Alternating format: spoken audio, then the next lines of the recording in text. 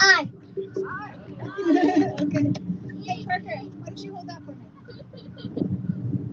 How's everybody doing? I don't think. I was living. Okay, I want you to let me talk. So this is my life these days. These are two soon-to-be, my son and daughter, and they've been with me for the past 15 months. I'm a Mason. I want to start straight. And you're Mason, that's right. They're very brave children, working very hard to overcome what they've been through. So very proud of them. So anyway, I want to thank all of you for being out here today.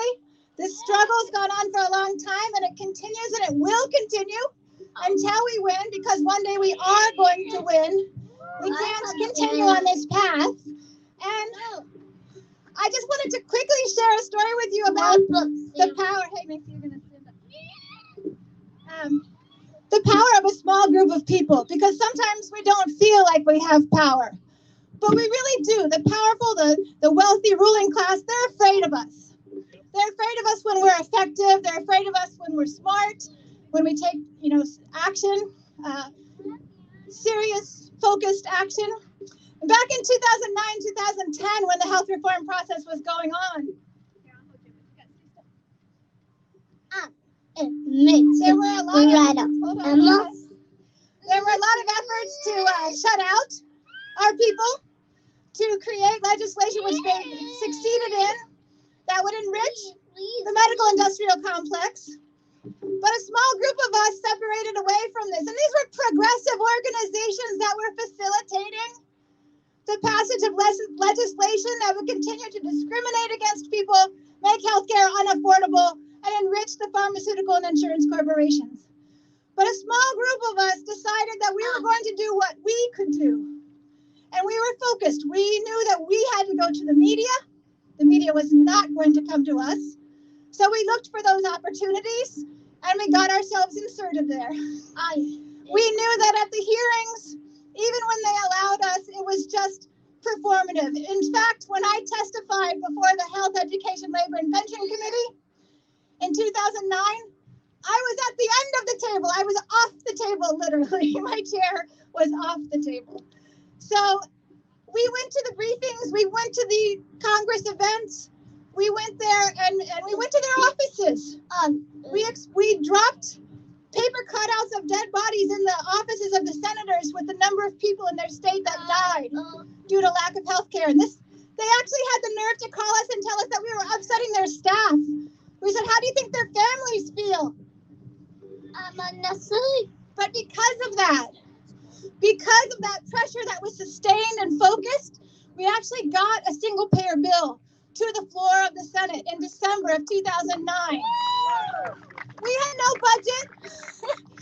We were just a small group of people that was very focused, and so you can do the same thing. That's the power that we have. We see just this week now,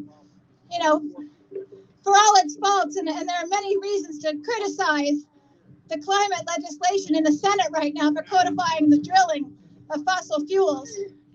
But that wouldn't have gotten to where it was without sustained action and focused action and demand. So I want you to think of yourselves as powerful change agents and to do what you can to get yourself inserted into the conversation.